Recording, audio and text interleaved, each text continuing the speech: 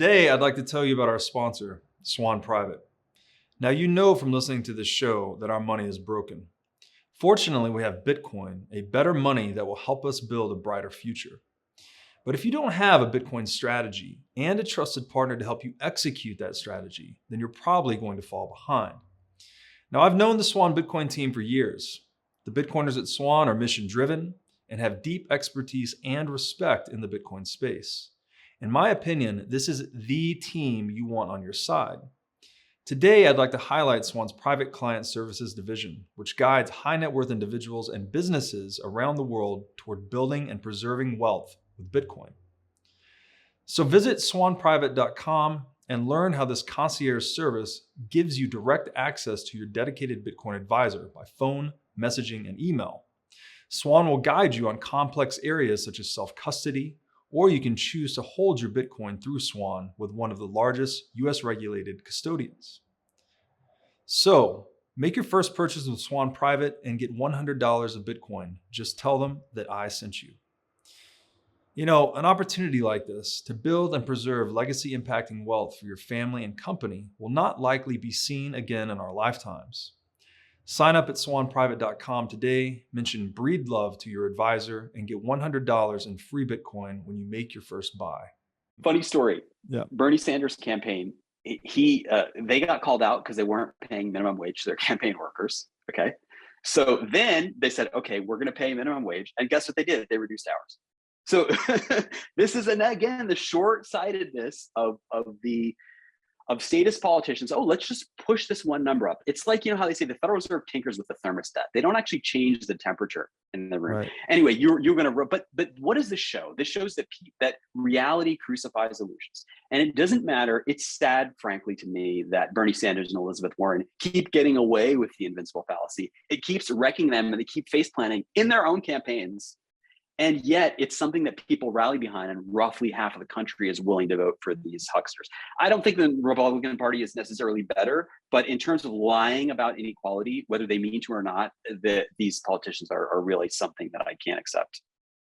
Yeah, agreed with that completely. And I mean, just to, I guess, advocate for the layman on these topics, if you do present yourself as the politician, like, hey, I'm here to end unemployment, everyone.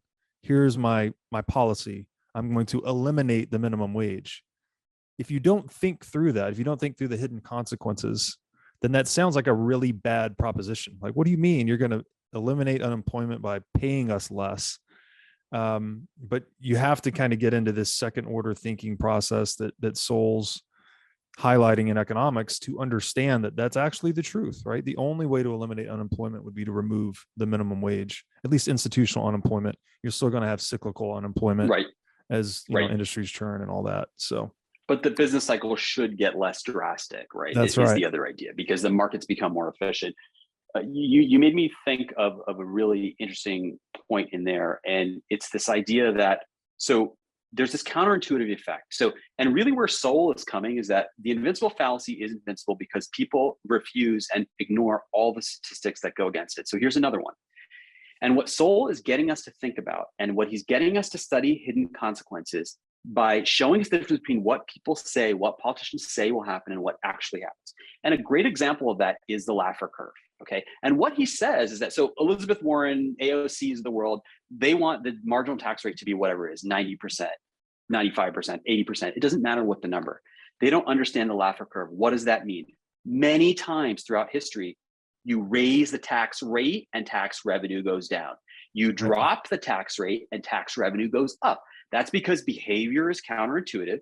And the reason, let's take an example. Let's say you raise the corporate tax rate. Apple is going to continue to keep their cash reserves overseas.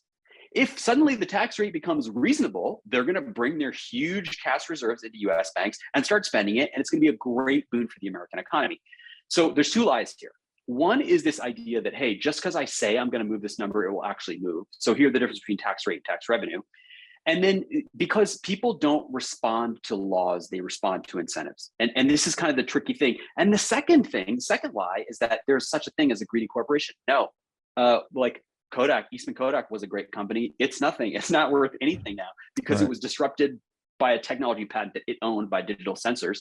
And that's the best the free market is still the best way we have to check corporate monopoly, number one. So anyway, it just kills me when you really start to think about this. The first lie is that corporations are getting rich off the backs of Americans. They can become poor tomorrow, number one. And number two, that we need to somehow tax them more. They're not even the same corporations in the upper 1%, like year over year. And it's not even like we raise the tax rate, we're going to get more money for the American people. So here we are again, where politicians are allowed to advance dreams without any empirical evidence, and people are, yay, let's vote for them. Yeah, it's unfortunate, honestly, that the rhetoric is so effective. And I guess the rhetoric is effective because, I don't know, in many ways, it seems like we're still in very formative years in our understanding of economics, right? We had the marginal theory of value in the mid 1800s. So Yep. We're very much in kind of like maybe coming out of an economic dark ages with something like Bitcoin, perhaps. But it definitely seems to be the science that human beings are weakest in understanding in general. I love that you said people respond to incentives rather than laws. That's so fundamental, I think, to crafting any policy whatsoever. You can't just say something will be by fiat and then expect to beat people over the head until they do it. I mean, that might work in small, local, temporary settings, but over the long haul, people have large incentives to defect or abdicate from that type of treatment. So that's not going to work. You need to incentivize them into the behavior that you want. Greed versus self-interest, the greedy corporations are always being blamed, but I think the line there is private property. Like, you want all the capitalists pursuing their self-interest up to the boundary of other people's private property. It's when you exceed that threshold, when you start to violate someone else's person or property to improve your economic or political position, that seems to be the real problem here. But that's not what politicians do, right? They blame everything's greed. Profits are greed. It's almost like they're demonizing profit itself, which, as you said earlier, is this signal of market efficiency, right? That means you're satisfying a want in an economic way, and you're creating value for the market and for yourself. You're creating value. And politicians attack that. That's the generative source of market coordination, right? Prices and profits. So I want to pause here. Kind of mathematical illiteracy is, so there was an example, actually, if you remember, Amazon wanted to move their headquarters to New York. And I'm making up numbers, but the overall outline of the story is correct. And let's say Amazon would have paid $50 billion in taxes. And what the state of New York said, or Amazon said, hey, we would like a tax break and we only want to pay $25 billion, okay?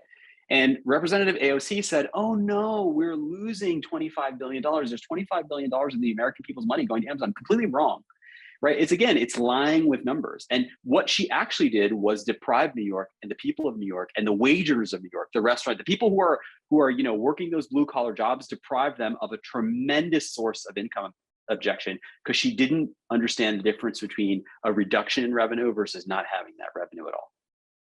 Yeah, that's so funny. Yeah. Another self-defeating act by a politician. So you made a point earlier that today's leading nations or individuals can be tomorrow's lagging nations or individuals, and vice versa. Right? There's a lot of mobility up and down various hierarchies. And I'll read an excerpt here from Sowell, I think, that really edifies the point. He writes that Scotland was for centuries one of the poorest, most economically and educational lagging nations on the outer fringes of European civilization. There was said to be no 14th century Scottish baron who could write his own name. And yet, in the 18th and 19th centuries, a disproportionate number of the leading intellectual figures in Britain were of Scottish ancestry, including James Watt in engineering, Adam Smith in economics, David Hume in philosophy, Joseph Black in chemistry, and Sir Walter Scott in literature, and John Stuart Mill in economics and philosophy. Among the changes that had occurred among the Scots was the Protestant Church's crusade promoting the idea that everyone should learn to read, so as to be able to read the Bible personally, rather than have priests tell them what it says and means.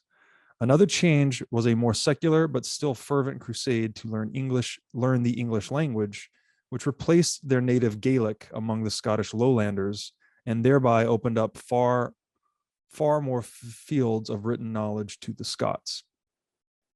So there's, I mean, what really jumps out at me here is the idea that a big push to get people to become literate, which another way you could put that is people are basically installing new software into their mind, right? They're learning to deal with a word on their own rather than having to use an intermediary.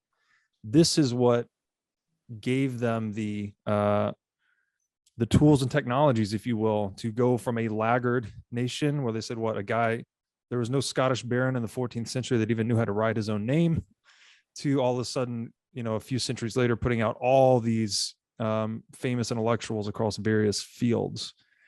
So it's not about, has nothing to do with race, right? Or nationality per se. I mean, I want to say it has nothing to do with that, but it has much less to do with that than it does something as critical as literacy, for instance.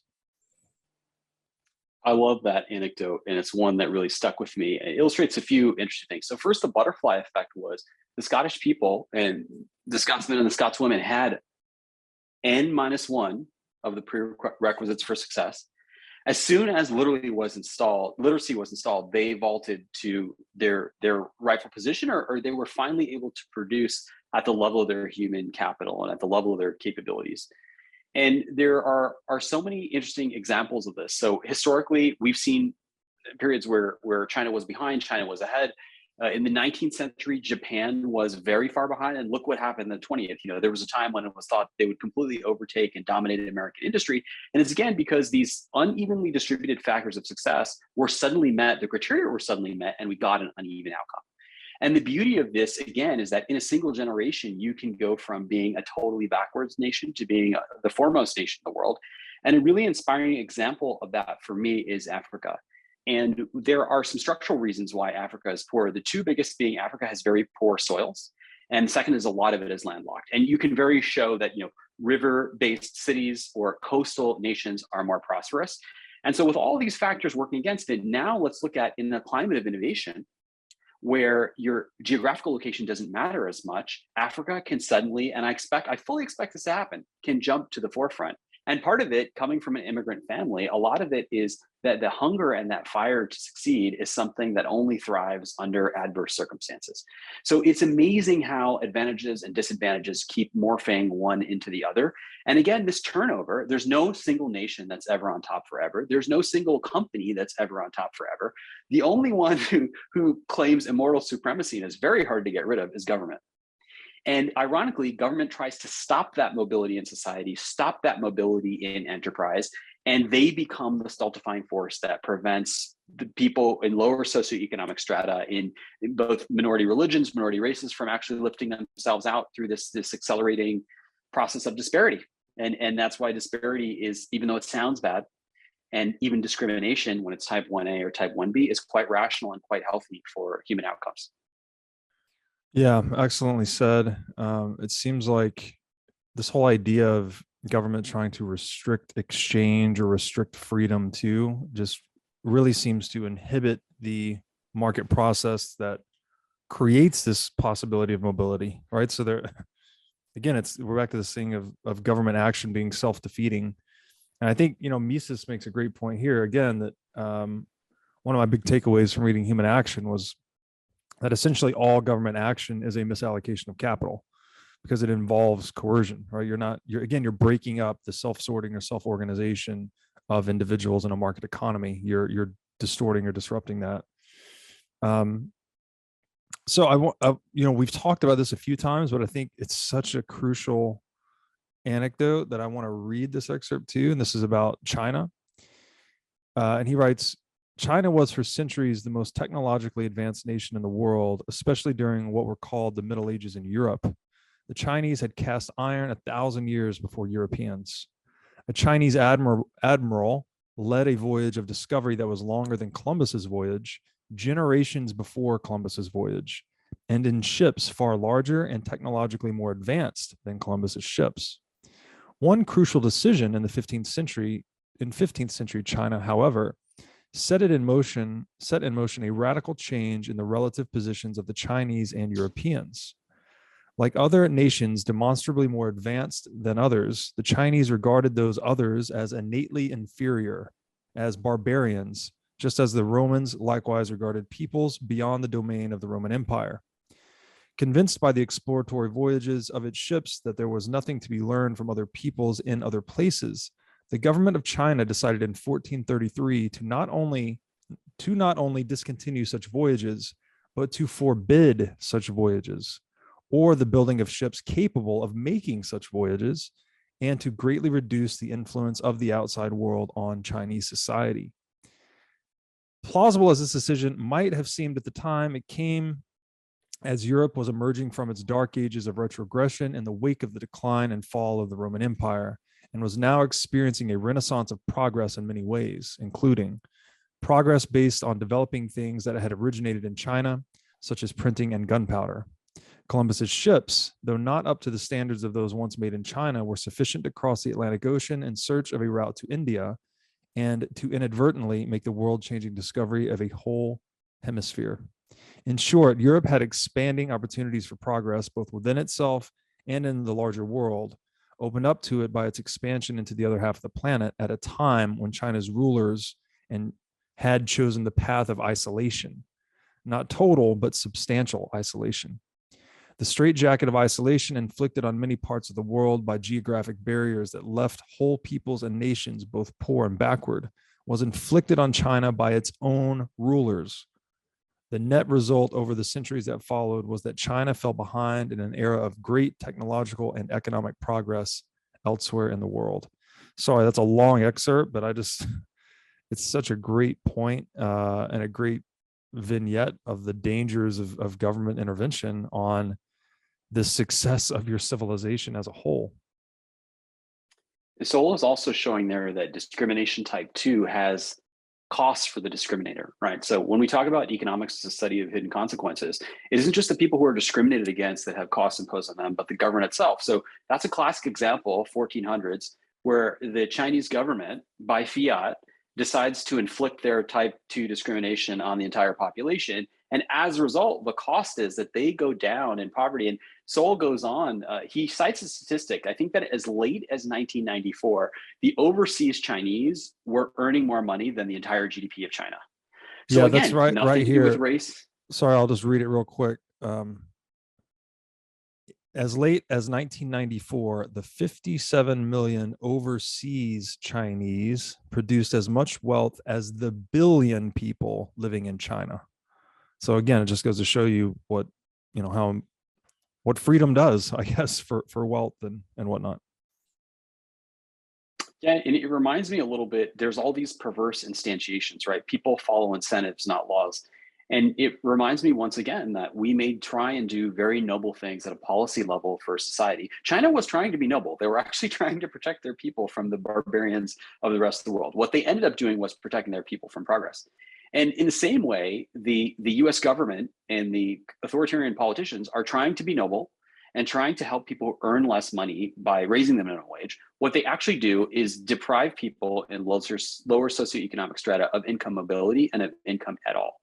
And it is amazing. I guess there's no end to these paradoxes. And that's really the lesson of Sowell as a whole, is we have to look and think and x-ray through these very trite political slogans, such as these are tax cuts for the rich, when there's no such thing. We just gave an example where a tax cut could actually lead to a revenue rise, and the coffers of the government fill up more, and if possible, they're able to help more people.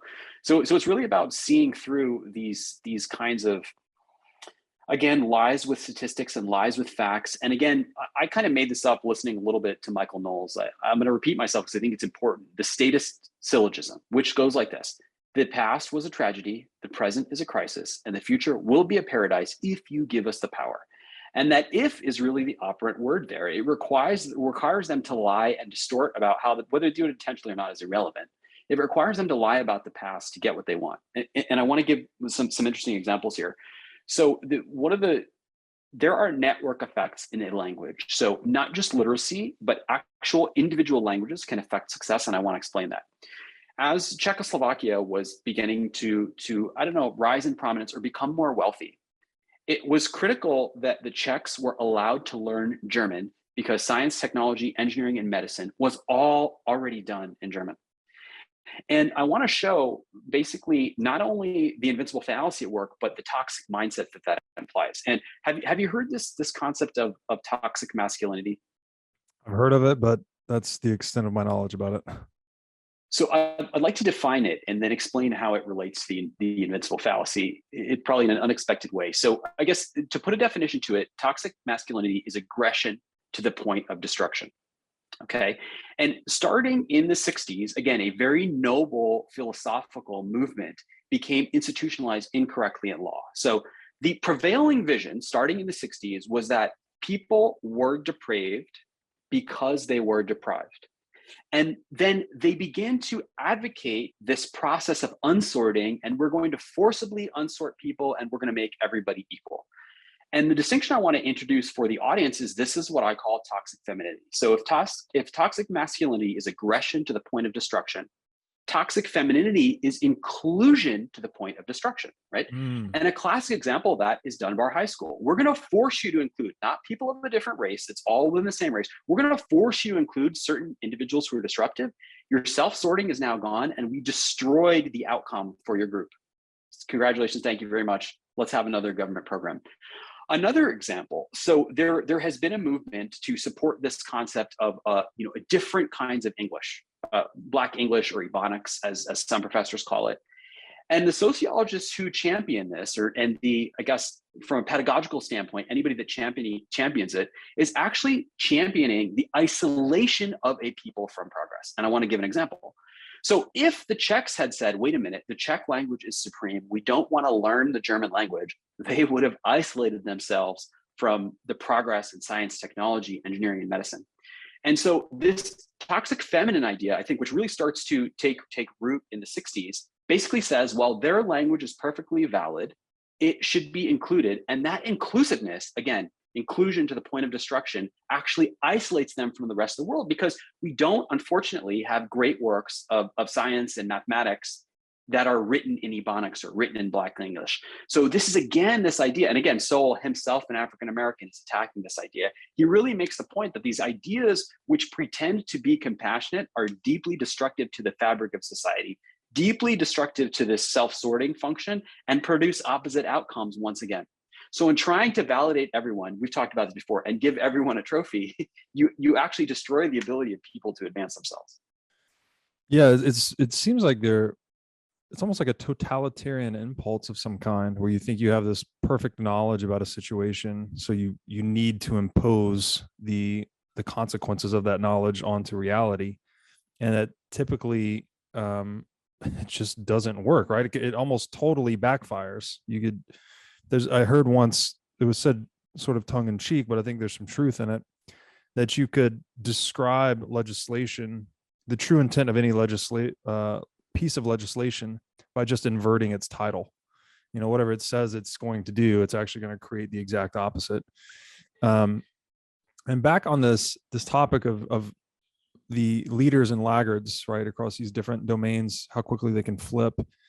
He's broken it down to people, institutions, technology, and nature. This is another one inside of institutions, talking about the Eastman Kodak episode.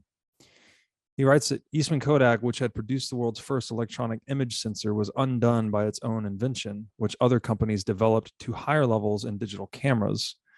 These included electronics companies not initially in the photographic industry, such as Sony, whose share of the digital camera market was more than double that of the Eastman Kodak by the end of the 20th century, and in the early 21st century, when digital camera sales skyrocketed.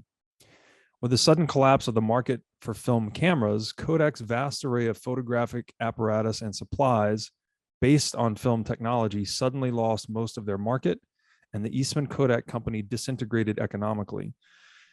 Its mastery of existing prerequisites for success meant nothing when just one of those prerequisites changed.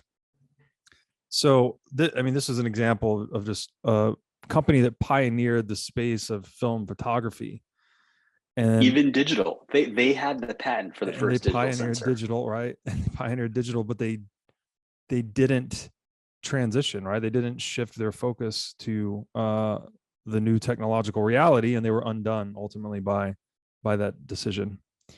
So just another one of those examples where one of these leading pioneering companies, with just one misstep can basically fall catastrophically. And this is creative destruction at work. And the funny thing is that opponents of free markets are always worried about and always talking about monopolies. But as the Eastman Kodak example shows, there's no intellectual trench or economic trench you can dig for yourself deep enough that you'll never be disrupted. And the greatest defense against monopoly is just competition.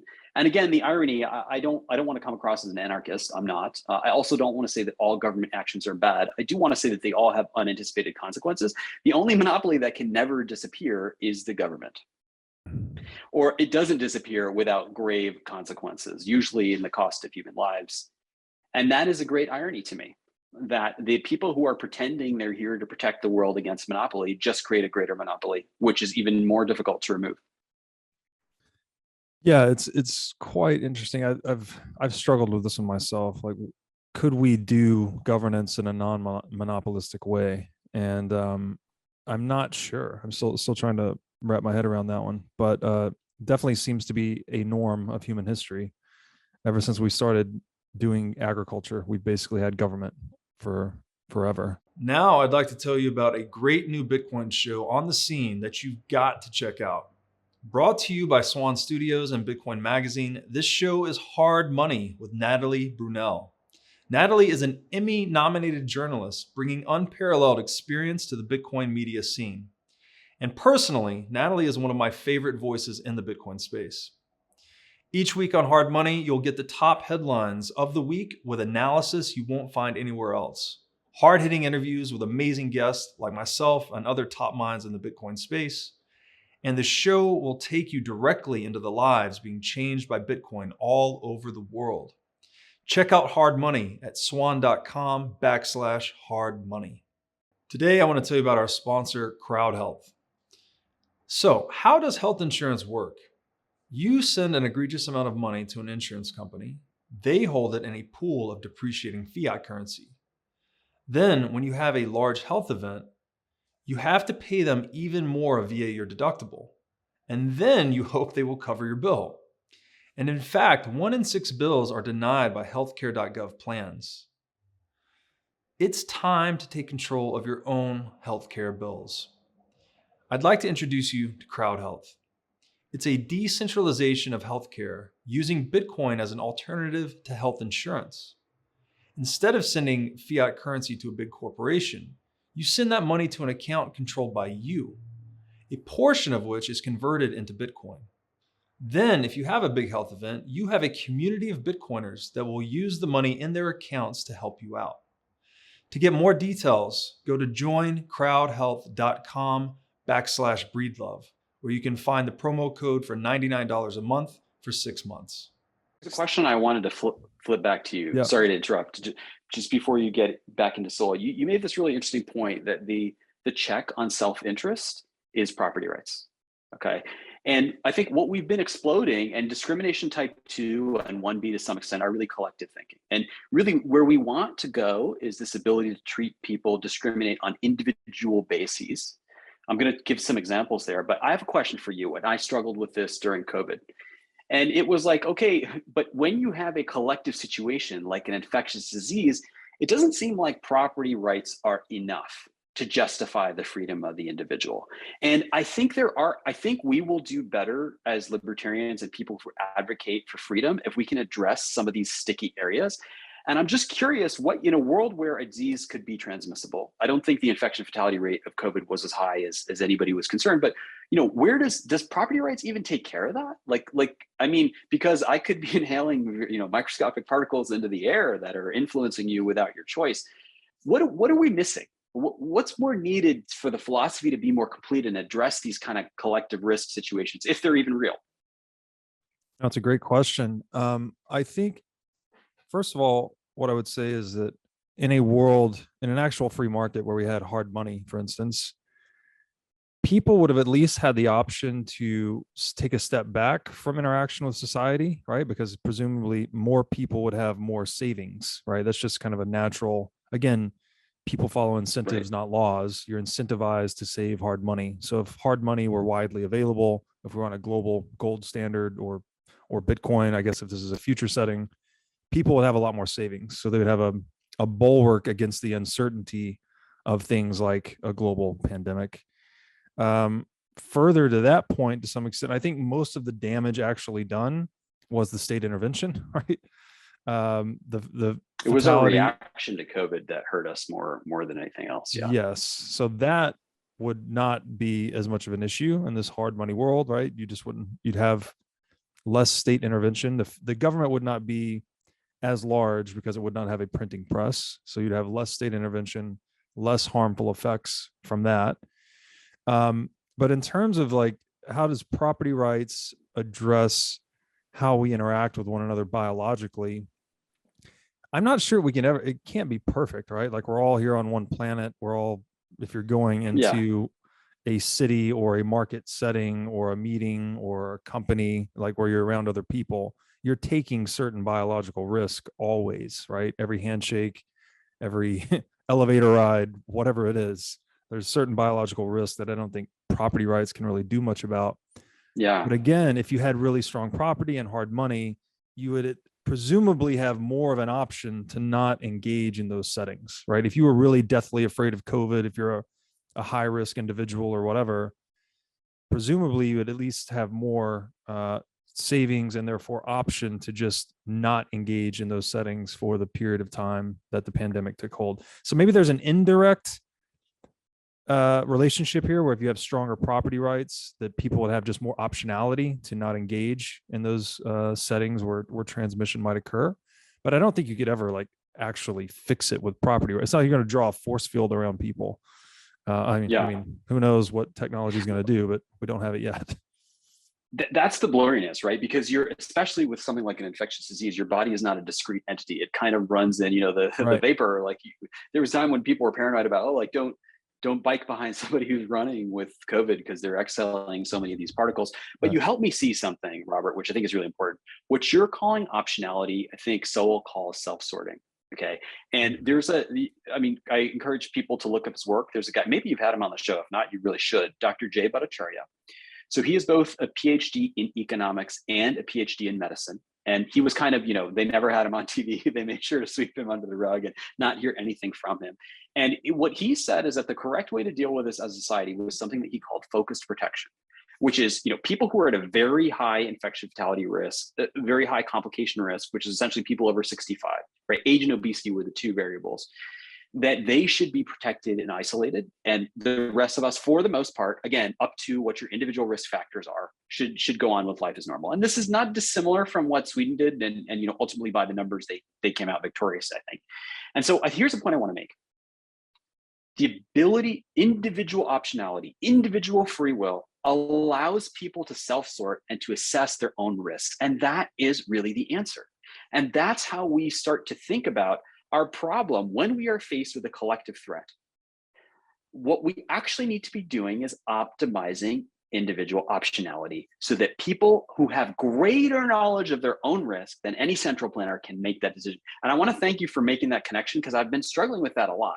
And I don't think the simple hardline libertarianism of like, oh, individual rights are supreme is obviously not true, because you can't violate other people's rights, including their property rights. But this is really interesting. And it goes back to our earlier podcast. Basically, what we're saying is that what we should optimize when faced with a threat, let's call it a collective threat, is information. And we should allow people to engage 1A and 1B discrimination so they're not left with the blunt instrument of type 2 discrimination. Yeah, great points there. And I think, this is probably key to understand, right? The individual optionality increases as the integrity of private property increases, right? You're just able to keep more of the fruits of your own labor.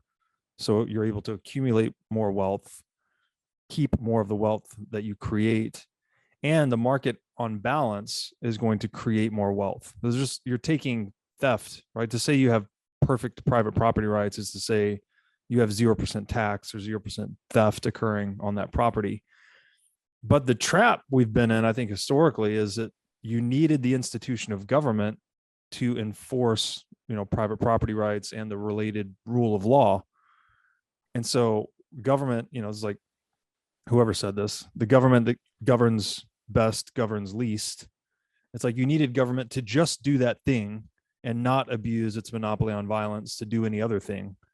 But that has we've never been able to keep that Leviathan harnessed, I guess. Like once you put the monopoly on violence in place that's there to preserve private property rights, it's only a matter of time before they start to predate on private property rights. They start to increase taxation, increase inflation, increase regulation. So, we needed, I don't know, it seems like we needed something like Bitcoin to put a check on government. Gold sort of filled this function historically. If your government was being oppressive, you just ship the gold somewhere else and go set up shop elsewhere. But that's not as practically useful. And, there's a lot of physical attack vectors on gold that aren't present on Bitcoin. So, I guess government works as an institution to preserve private property rights so long as there is a check on it, a check on its overreach or overgrowth, which hopefully, something Bitcoin provides a really effective form of. Two great points that you made there. So first was the kind of liquidity and privacy and hideability of digital rights and digital assets. And there are examples. You talked about gold. There are examples. The Swiss banks were sued and found guilty. And there was, one of the few cases where there was actually, there's a name for this, a dissident who left Switzerland and came to America because he found logs that showed that Jewish people who were fleeing Nazi Germany were unable to get their gold from the bank. And there are also these famous examples of the platinum wire. There's a guy who converted all of his wealth into platinum wire and like made hangers for the clothes because he knew the soldiers would shake him down, right? Whereas if your seed words are in your brain, that is infinitely more portable. So this is like a really interesting point. The other thing which I think you addressed, which is very important, and I want to be careful that this podcast and the things we say aren't misconstrued, and you're going there as saying that all government is bad. And you kind of made an argument. You said government, something to the effect that government should be as big as needed, but no bigger, right? And what is this minimal boundary? And this is kind of the argument for minarchy, which I want to bring up, and we can use this to bridge to the next episode or think how we want to transition. But the argument for minarchy over anarchy, the argument for minarchy is that justice should never be on sale. And what you pointed out was that the government's sole job is really to enforce the rule of law. Now, where this becomes promiscuous is the definition of the law starts to change and drift over time. And like now Leviathan is just doing its job and actually turns out to be very oppressive. And I want to tie that up with toxic femininity and then turn it back to you. We recently had a candidate for the Supreme Court. I think Ketanji Jackson Brown was her name. And she was asked, what is a woman? And she said, I don't know. She continued with, I'm not a biologist. And what I want to bring up, Hayek has is the pillars of society: law, language, and money.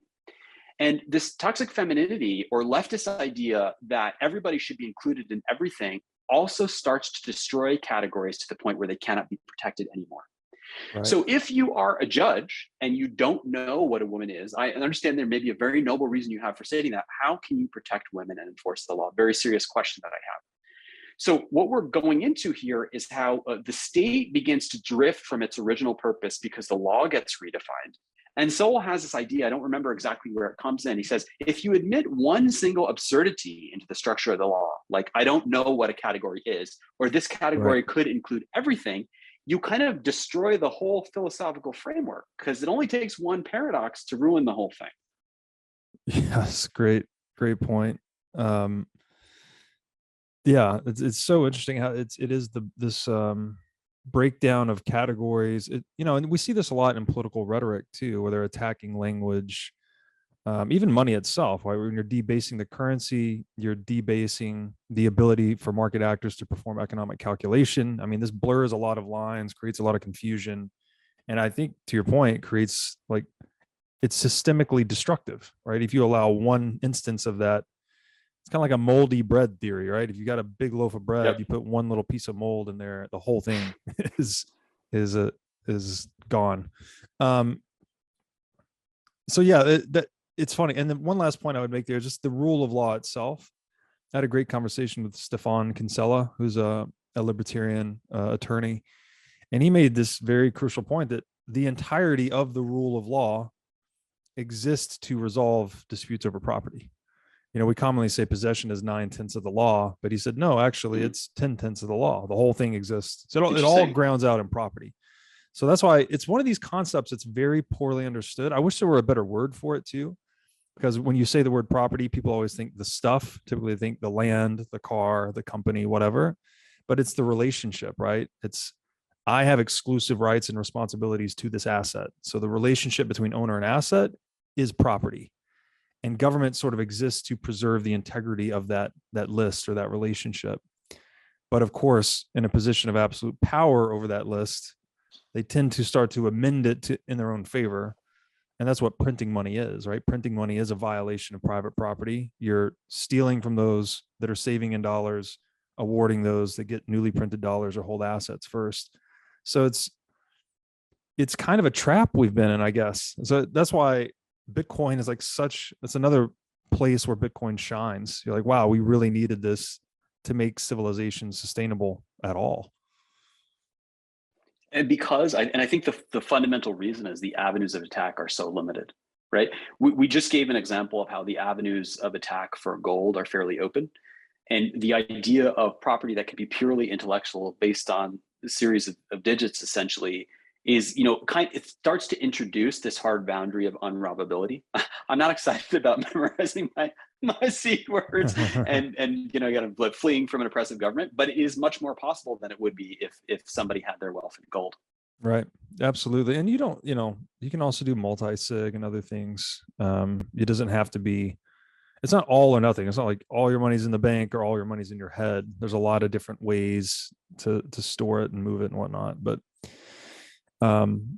yeah, really interesting. So I want to jump back into Sowell here. And now we mentioned this earlier, but I'm going to read a couple of these excerpts because I think it's so brilliantly highlighting the inarguable reality of inequality when he starts looking at nature. Yeah. So I'll read this excerpt. Without discrimination, right? So there's inequality, yes. But there's no discrimination. Moreover, that inequality can be good for us. So yes, absolutely. Inequality without discrimination. Sowell writes, multiple factors have to come together in order to create tornadoes, and more than 90% of all the tornadoes in the entire world occur in just one country, the United States.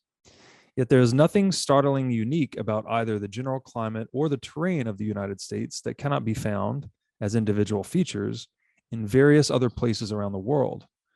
But all the prerequisites for tornadoes do not come together as often anywhere in the rest of the world as in the United States.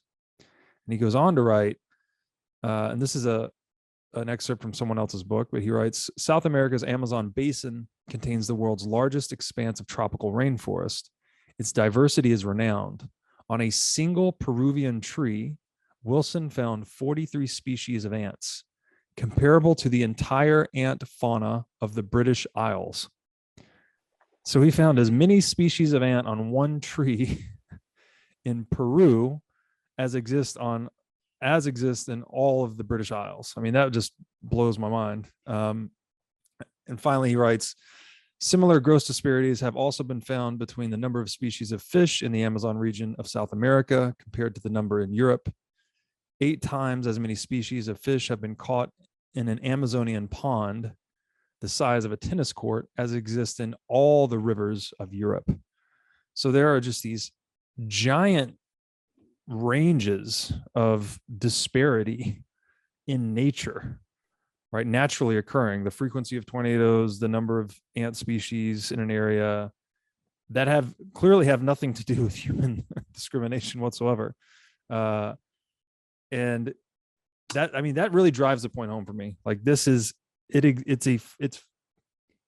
it's fundamental to the fabric of reality, this idea of inequality. And it's not something that we created or we legislated into existence or we screwed up and made all these unequal outcomes. Like, it is what is. There's a quote that Sowell addresses to this, and he attributes it to, I believe, a well-known economist. And he says the playing field is never level. And instead of ruining that fact, we should understand why that's important. The fact that the playing field is never level means one nation will never dominate another for infinity. One race will never dominate another forever. Poor people will not remain poor, and rich people will not remain rich. I could not write a better script. If you want to talk about the sense of cosmic justice, and I think where this all comes together is that what is driving this invincible fallacy is This false belief that wherever we see these disparate outcomes, we must kind of come in and kind of randomize and equalize these things. And Sowell's point is twofold. You just gave a lot of natural examples. Sowell also says that nowhere in the history of humanity, and by the way, self-sorting can be within the same race. So people who like to be political agitators and race baiters, they'll talk about segregation in Black and white neighborhoods. You know what else is super duper segregated? White neighborhoods.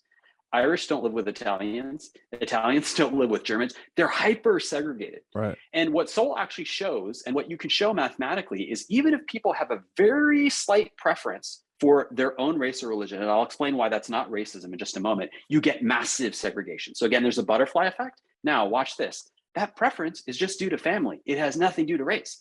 People want to live, if you have a 51% preference to live near people in your family, you're going to get these massive butterfly effects of segregation.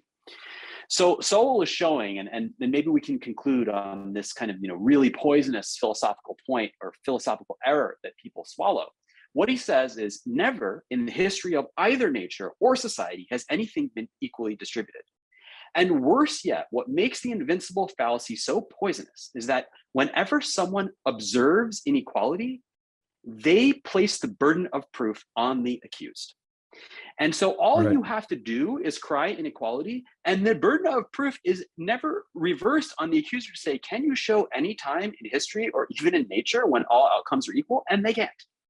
And, Right. and Sowell gives a great example. He said, I think coming out of the 60s, 70s, the federal government sued Sears Roebuck, multi-year, maybe even multi-decade case, tens of millions of dollars expended.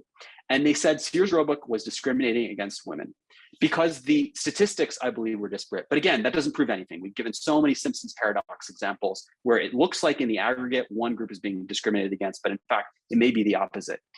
During that trial, the federal government never produced or was never required to produce a single female witness who said she had been discriminated against by Sears Roebuck. So the invincible fallacy is not only factually wrong, it is used to browbeat people into submission, to destroy their reputations, and to do so in a way that requires no evidence whatsoever. It's really painful. What happened to innocent until proven guilty? If someone comes along and says to you, your corporation, you as an individual are doing unequal things, your name is smeared and you're kind of done and canceled to some extent, but for what reason and what burden of proof was placed on the accuser? Yes, it's brilliantly said and quite a damning indictment. I'm reminded here too, as you said, there's never been a level playing field. I'm reminded to what Saylor said in our opening episodes together.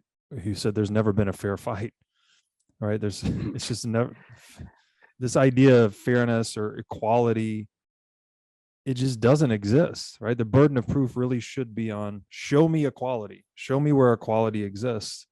And I think as far as in the sphere of human affairs, like the only place I can think of people actually achieving equality is in the grave, right? Like we're all going to die. We're all going to be dead one day. That's the only place human beings are ever equal. And when they're alive, we're all differences. That's the vibrancy of life in a way. If we were all the same or all equal across these different dimensions, we wouldn't be alive. There'd be no, the polarity is what creates the vibrancy of life, I guess is the way I'm trying to say this, but it's silly, right? It's silly that this first order, I'm reminded here of kind of like just the moral camouflaging, where equality just sounds better. If you don't think about it, equality, inequality. Well, yeah, of course, let's go with equality. That sounds a lot better. Everyone's just the same, and we'll all, from each according to their ability, to each according to their need. And we know where that leads us. So. Yeah, a couple beautiful things just to tie up, and I know we may be getting a little short on time. So what you brought up there is really strikes at the root of, so there's equality and there's equity and there's equality. And again, these terms are very loaded, and much like when we discussed Hayek, like the word society has become meaningless, while the word equality has become meaningless. And I think the distinction which you've made in the past, and I just want to emphasize, there's equality of opportunity and there's equality of outcome. And I want to be very clear that the whole idea behind the rule of law is that everybody plays on a level playing field. Right. So from the standpoint of every individual, irrespective of their race or gender, or other idiosyncratic factors of history, having equal access and playing by the same rules, 100% in favor of that. What is not conducive to structure or order or even good outcomes for anybody is this Marxist ideal of equality of outcomes, which has never happened, will never happen. And watch this. You said there's never a fair fight. Thank God, because good ideas would never win. Right. If it were a toss of the coin every single time for the market, we would have no hope of the cream rising to the top. The process of evolution, whether social or biological, is precisely about whatever set of factors, whatever set of success factors are required at that moment in time are the ones that rise to the top. And if everything was a coin toss, we would unsort the universe and unsort society very quickly. Yeah, wonderfully said. We end up in pure entropy. And it's the algorithm of evolution, right? If it works, keep it. If it doesn't, discard it. And when you try to remove that judgment factor or determining whether it's good, like was it successful or not, when you start giving everyone a trophy, everyone gets a participation trophy. There are no winners. Like all of this is very detrimental, I guess, to that process of sorting out the best ideas, letting the cream rise to the top, as you said. Okay, this is an awesome conversation. I look forward to continuing. We're leaving off on implications in chapter 1, so we'll jump back into that in our next conversation. Aneesh, thank you so much for joining me again. Do you want to just let my audience know where they can find out more about you or your work? Sure. AKARVE on Twitter, and AKARVE.com is where you can find some of my writing. I've been working more than writing, so it's a little bit scarce, but the one article is there and it's a long one. Awesome. Thank you so much. Talk again soon. Thanks. I enjoyed it, Robert.